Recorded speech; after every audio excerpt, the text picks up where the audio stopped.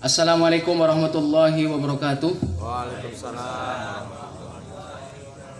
Alhamdulillah nahmadu wa nasta'inu wa nastaghfiruh wa na'udzu billahi min syururi anfusina wa min sayyiati a'malina may yahdihillahu fala mudhillalah wa may yudlil fala hadiyalah. Asyhadu an la ilaha illallah wa asyhadu anna Muhammadan abduhu wa rasuluh nabiyul huda war rahmah. Allahumma shalli ala Muhammad, Allahumma shalli ala sayyidina wa maulana Muhammad, amma ba'du. Alhamdulillahirabbil alamin, puja puji syukur kehadirat Allah Subhanahu wa taala yang telah melimpahkan kepada kita nikmat yang begitu banyaknya sehingga kita tidak bisa dan tidak mampu menghitungnya. Sholawat dan salam tak lupa kita haturkan kepada junjungan kita Nabi besar Muhammad sallallahu alaihi wasallam yang telah membawa kita dari zaman kegelapan ke zaman yang terang benderang sehingga sampai saat ini, dan menjadi harapan kita semua mendapatkan syafaat beliau. Alhamdulillah, pada malam ini kita akan melanjutkan kajian kitab. Jadi kan kita kebetulan ini acara pernikahan putri Bapak Ahmad ya, dan memang forumnya forum kajian kitab bukan tausiah ya, jadi gitu ya, karena mengambilnya Pak Ahmad di forum kajian kitab. Jadi kajian kitab yang seperti sebelumnya, yaitu kitab Umdatul Ahkam min Kalami Khairil Anam alaihi salatu wassalam, yaitu tentang dasar-dasar hukum yang bersumber dari hadis Rasulullah Sallallahu Alaihi Wasallam. Dan saya membawa kitab yang versi tebalnya, yaitu Taisirul Alam Syarhu Umdatul Ahkam karya Abdullah bin Abdurrahman Al-Bassam. Ini kitab syarahnya. Biasanya saya membawa kitab yang kecilnya, ini kitab yang tebelnya. Jadi yang seperti ini dia. Ya. Untuk malam ini kita akan membahas masalah yang akan datang kepada kita, yaitu bulan Ramadan, yaitu bulan Syam atau bulan puasa. Ini membahas tentang Kitabus Syam, yaitu bab yang berkaitan dengan puasa. Kitabus Syam asluhu fil lughati al-imsak wa fi syar'i al-imsaku 'anil muftirati ma'an niyah min tulu'il fajri ila ghurubi syamsi. Jadi secara bahasa Syam itu artinya imsak, menahan. Jadi secara istilah wa fi syar'i, jadi istilah di dalam syariat, yaitu menahan dari sesuatu yang membatalkan, baik itu dari makan, minum, atau hubungan suami istri atau lainnya yang membatalkan bersama niatnya. Jadi melafalkan niat. Min tulu'il fajri ila ghurubis syamsi. Jadi dari puasa ini, menahannya ini dari terbitnya fajar sampai waktu maghrib. Wasyamu syahrul Ramadan huwa ruknur rabi' min arkanil Islam. Jadi puasa Ramadan itu bagian dari rukun Islam yang keempat. Jadi rukun Islam yang keempat yaitu puasa. Wasyamu min afdhalil ibadati li'annahu tajtami fi anwa'us sabr thalathah.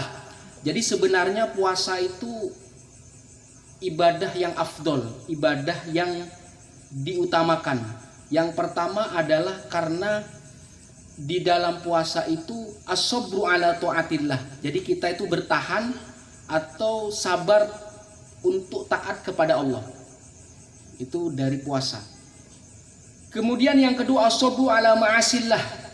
Bertahan agar tidak berbuat durhaka kepada Allah atau maksiat kepada Allah. Jadi menahan itu. Kemudian ketiga as-sabru ala aqdarillahil mu'limah. Jadi bersabar terhadap takdir Allah yang menyakitkan. Nah, ini al-mu'limah itu takdir, itu yang namanya takdir tidak ada sebenarnya yang buruk. Yang namanya takdir itu semuanya baik. Kenapa disebutkan di sana itu takdir khairihi wa syarrihi? Khairihi wa syarrihi itu maksudnya penerimaan kita. Kadang kalau takdir itu baik, menguntungkan kita, kita akan bersyukur. Tapi ketika takdir itu menyusahkan kita, menyulitkan kita, biasanya kita bersabar. Nah, yang dimaksud di sini ada as-sabru ala aqdarillah al-mu'limah. Hakikat takdir, semuanya takdir itu baik semua. Cuman penerimaan kita sebagai manusia yang lemah, maka ketika ditimpa senang atau suatu hal yang yang menggembirakan harapannya akan bersyukur, dan ketika ditimpa kesusahan atau kesulitan harapannya akan bisa bersabar. Jadi ada 3 sebenarnya berkaitan dengan puasa dan keutamaan, yaitu as-sabru ala taatillah, as-sabru ala maksiatillah, kemudian yang ketiga as-sabru ala aqdarillahil al-mu'limah. Jadi bersabar terhadap takdir Allah yang menyakitkan. Al-mu'limah itu yang menyakitkan. Wa wali anna Allah ta'ala nasabas shaum ila nafsi. Bahkan Allah itu menisbatkan puasa itu kepada dirinya sendiri. Jadi ibadah puasa itu ibadah rahasia sebenarnya antara seorang hamba dan penciptanya. Bahkan orang lain tidak akan tahu kita berpuasa. Nah, itu. Wali anna Allah ta'ala nasabas shaum ila nafsi wa wa'ada bil jazaa'i alaihi min kibali subhanahu wali annahu sirrun baina rabbi wa baina abdi. Jadi Allah langsung mendatangkan pahala. Langsung mendatangkan pahala dari sisinya. Karena sebenarnya puasa itu ibadah yang sir, ibadah yang rahasia antara hamba dan Robnya, antara pencipta dan hambanya. Jadi hanya berdua saja. Bahkan istri kita yang dekat tidak tahu apakah kita berpuasa atau tidak. Jadi misalkan kita bekerja di luar, waktu duhur kita makan, setelah ke rumah biasanya kita berpura-pura berpuasa. Nah, jadi kita bersihkan, setelah itu sudah selesai. Nah, ini dikatakan sir, rahasia, yang tahu hanya Allah dan hambanya saja. Maksudnya yang berpuasa. Fa innal qawiyyu tughra bitughyani wal bator. Maksudnya puasa itu agar yang kuat, agar yang kaya itu merasakan sebagaimana orang fakir. Jadi mungkin orang fakir itu susah makannya sepanjang hidupnya. Tapi kalau orang kuat itu hanya waktu puasa saja. Jadi puasa itu dilarang, bahkan yang halal. Yang halal pun Allah larang. Karena diwajibkan puasa Ramadan. Fa innal qawi tughra bitughyani wal bator. Karena sesungguhnya yang kuat, yang kaya itu dihasut, digoda dengan sesuatu yang melampaui batas. Bahkan di dalam surat Al-Alaq ayat 6 sampai 7, kalla innal insana la yadgha ar-ra'a ustaghna.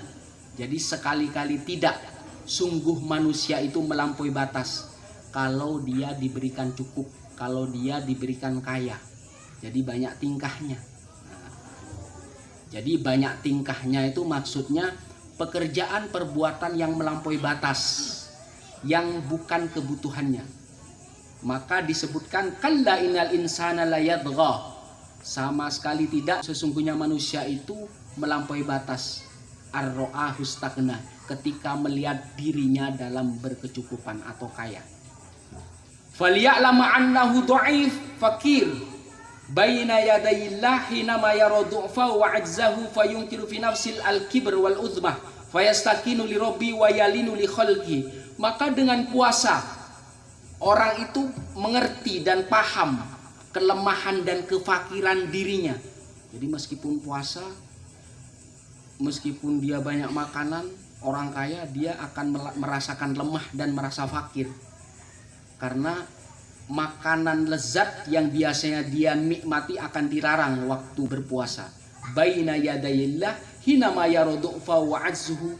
Jadi ketika dia, orang yang berpuasa, orang kaya yang berpuasa akan menyaksikan kelemahan dan kekurangannya. Fayunkiru fi nafsi al-kibr. Bisa jadi dengan kita berpuasa akan menjauhkan di diri kita adalah perasaan sombong atau sifat sombong, wal udmah, dan membesar-besarkan dirinya sendiri. Fayastakinu li rabbi, dan merasa miskin di hadapan Tuhannya.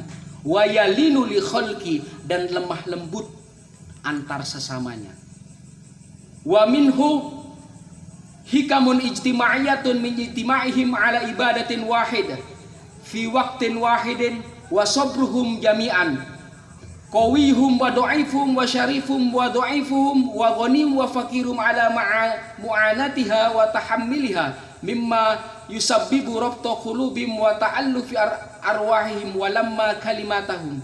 Jadi sebenarnya yang kuat juga merasakan puasa, yang lemah juga, orang yang mulia, orang yang rendah, orang yang kaya dan orang yang fakir, mereka merasakan pedihnya rasa lapar dan rasa haus. Mimma yusabbibu rabtu qulubihim.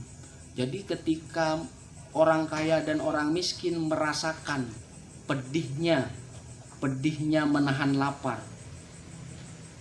menyakitkannya merasakan haus, maka harapannya terhadap orang yang fakir dia lebih lembut, lebih mengasihi, lebih menyayangi.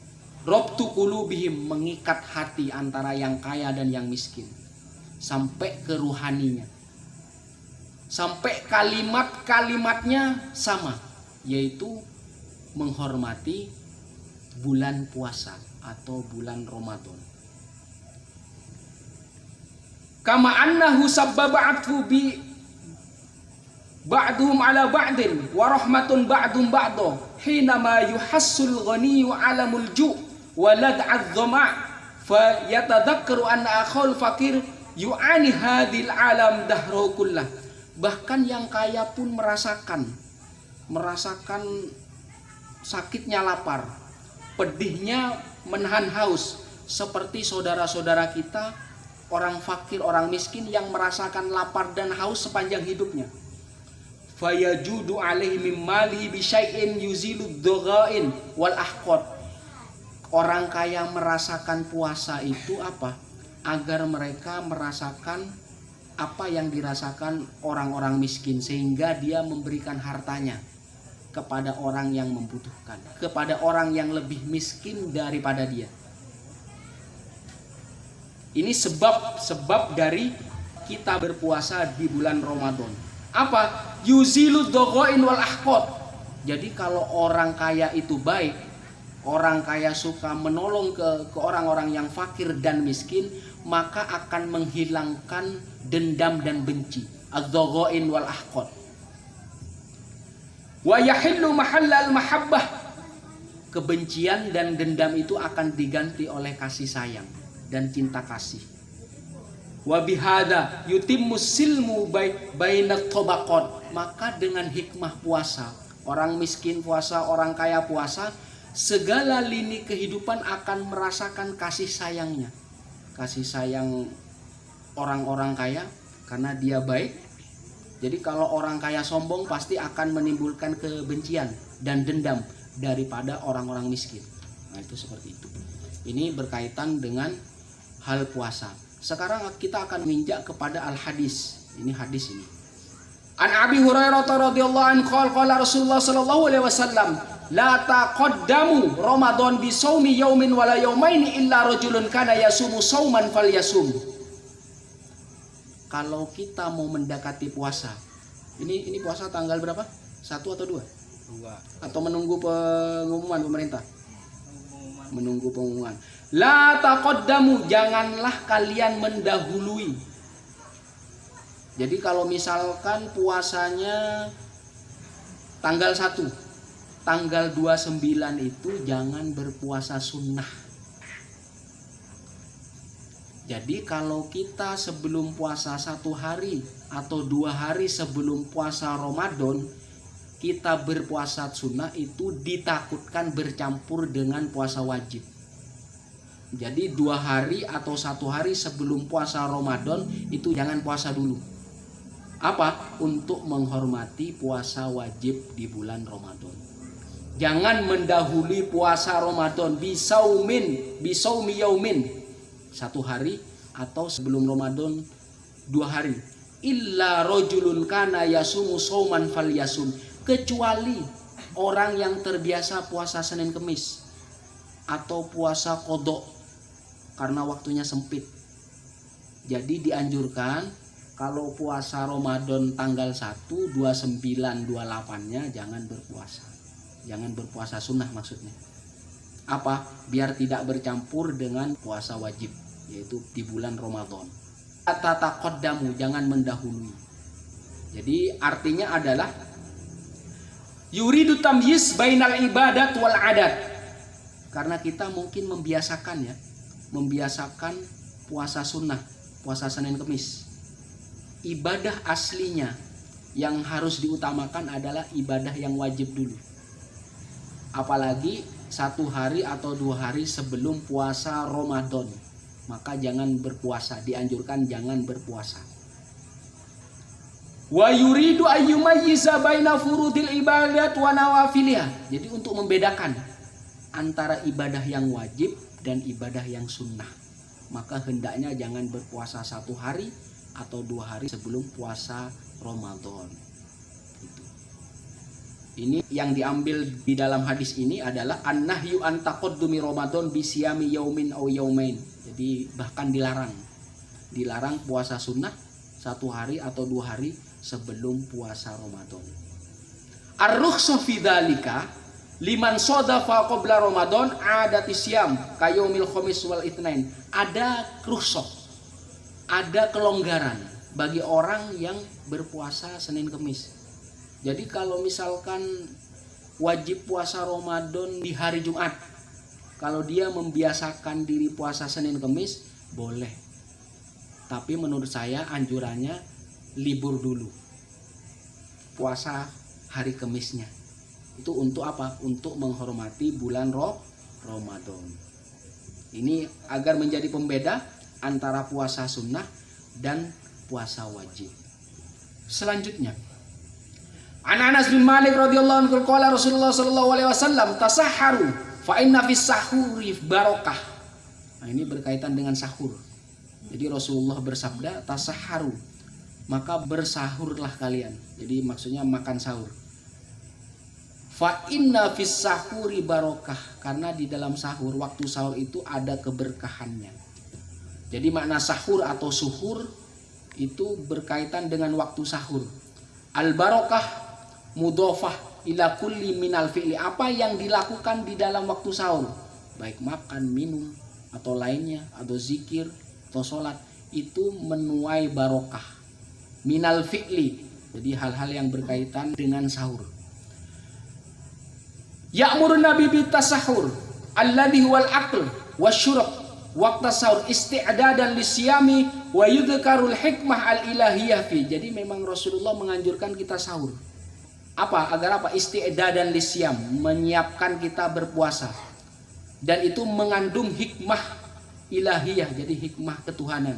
Wa hiya hululul barokah. Jadi di waktu sahur itu datangnya berkah langsung dari Allah.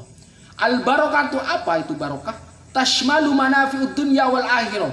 Barokah itu manfaat yang bisa kita petik di dunia dan di akhirat. Jadi semuanya yang mengandung manfaat yang ada di dunia bahkan di akhirat kelak. Famin barokati sahur ma yahsulu bihi minal i'ana ala taatillah. Jadi kalau berkaitan dengan sahur itu membantu kita taat kepada Allah. Jadi membantu kita apa? Kita berpuasa agar puasa kita kuat fin nahar, di siang hari. Fa inal ja'i wa dhami yaksalu anil ibadah. Kadang orang yang lapar, orang yang haus itu malas dalam beribadah. Maka dengan adanya sahur bisa membantu. Jadi kenapa kita dianjurkan, disunnahkan untuk sahur? Karena sahur itu membantu kita taat.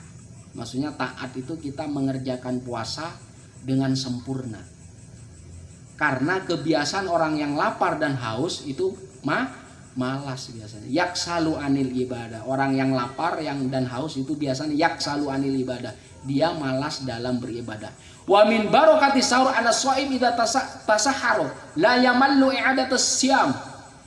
Bahkan orang yang sering sahur, orang yang selalu sahur, la yamallu i'adatus siyam. Jadi kalau dia terus berpuasa selama 30 hari misalkan, mereka tidak bosan puasanya. Dia sudah mempersiapkan, baik mempersiapkan secara jasmani, karena kita apa? Mempersiapkan agar perut kita jangan sampai terlalu kosong. La yamallu i'adatas siyam, jadi tidak bosan untuk mengulang puasa selama 30 hari. khilafan liman lam yatasahhar. Jadi berbeda dengan orang-orang yang belum sahur. Fa innahu yajidu harajan wa masyaqqatan yathqalani alaihi al-audah ilahi. Bahkan orang yang enggak sahur itu akan mendapatkan kesulitan karena akan terlalu lapar ntar. Dan dia biasanya kalau terlalu lapar tidak akan mengulang puasanya. Jadi makanya dianjurkan, disunnahkan sahur setiap puasa. Wa min barakatis sahur at-thawab al-hasil min mutaba'atir rasul. Jadi yang melakukan sahur itu adalah mendapatkan pahala mengikuti sunnah Rasul. Wa min barakati aidon annal mutasahhir yaqumu fi akhiril lail. Bagi orang yang sahur itu pasti dia akan bangun di akhir malam. Wa yadhkurullah ta'ala wa yastaghfiru thumma yusalli salatal fajri jama'atan bi khilai malam yatasahhar wa hada musyahid. Jadi orang yang sahur itu biasanya bangun malam. Dia akan berzikir, dia akan meminta ampun kepada Allah, kemudian sholat. Bahkan sholat subuhnya bisa berjamaah. Bi khilafin malam yatasahhar. Jadi berbeda dengan orang yang tidak sahur. Gitu. Fa inna iddatal musallin fi sholati subhi ma'al jamaati fi Ramadan akthar min ghairi min ajli sahur. Jadi biasanya sholat subuhnya di waktu puasa Ramadan itu jamaahnya lebih banyak dibandingkan hari biasanya.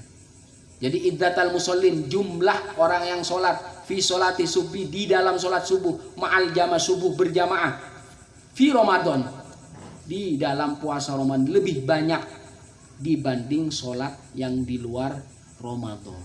Karena apa? Berkahnya sahur.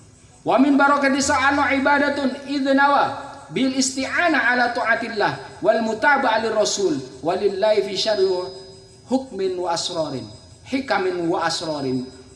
Jadi barokah sahur itu anu ibadah ketika diniatkan minal isti'anah. Jadi sahur itu membantu kita taat kepada Allah. Jadi membantu kita menyempurnakan puasa kita agar tidak lapar dan agar tidak haus. Wal mutaba'ah lir rasul, dan mengikuti sunnah Rasul. Apa yang diambil hikmah atau pelajaran apa yang diambil dengan hadis ini? Istihbabus sahur wa imtil amri asy-syar'i bi fi'li. Jadi maksudnya anjuran agar kita sahur sebelum melakukan ibadah puasa. Lamma yahsulu fi minal barakah fala yanbaghi tarkahu. Jadi kalau sahur menghasilkan berkah, maka dianjurkan jangan meninggalkannya.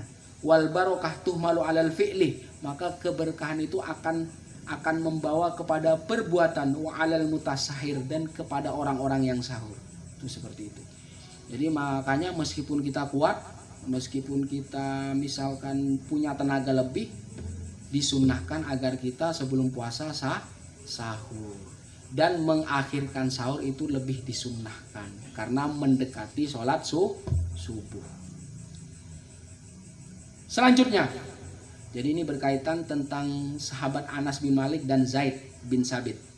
Qala, kita pernah sahur bersama Rasulullah SAW. Tsumma qama ila sholati. Kemudian kita setelah sahur sholat berjamaah bersama Rasulullah.